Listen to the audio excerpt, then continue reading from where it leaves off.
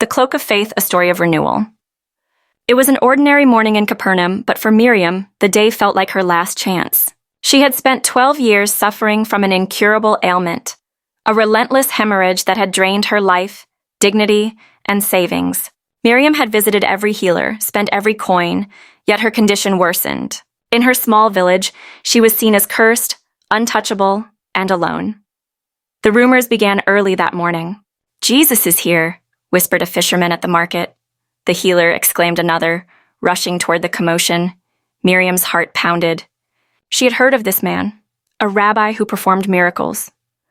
But could he heal someone like her? Her mind raced with doubt and fear. Still, desperation often gives birth to courage. Wrapping her thin shawl tightly around her, she ventured into the crowded streets. As she neared, the throng around Jesus grew unbearable. Children were lifted onto shoulders. People jostled for a glimpse, and others shouted for his attention. Miriam stayed at the edges, her shame a physical weight that kept her from calling out. But as she watched Jesus, an idea bloomed. If I could just touch the edge of his cloak, I might be healed. It wasn't rational, but faith rarely is. Determined, she began pushing through the crowd, ducking low to avoid recognition. Each step brought her closer, and her heart beat louder than the chatter around her. Jesus was walking slowly, speaking to those near him, his calm presence undeniable. Finally, she saw it. The hem of his robe, it swayed with his steps, almost within reach. Her fingers trembled as she extended her hand. In that moment, she whispered a prayer. "Let this be enough." Her fingertips brushed the fabric. Instantly, a warmth surged through her body, radiating from her core. It wasn't just physical. It was as though light had poured into the darkest corners of her soul. She gasped, feeling strength return to her limbs, the pain and weariness dissipating like a shadow at dawn.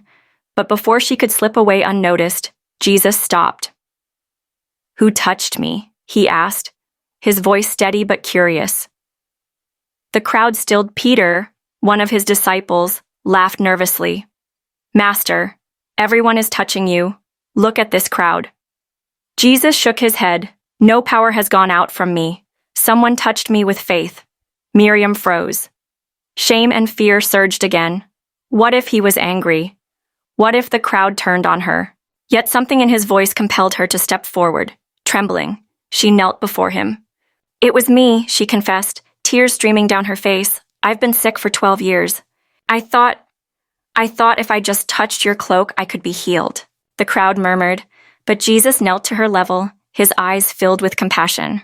"Daughter," he said gently, "your faith has healed you. Go in peace and be free from your suffering." Miriam's tears turned to joy. For the first time in years, she felt seen, not as a broken outcast, but as a beloved child of God. The crowd parted as she stood, her head held high. The news of her healing spread quickly. People marveled at the power of Jesus, but what stayed with Miriam was his words. "Your faith has healed you." In the days that followed, she shared her story with anyone who would listen. Her healing wasn't just about her body. It was about her spirit, renewed by a faith that dared to hope.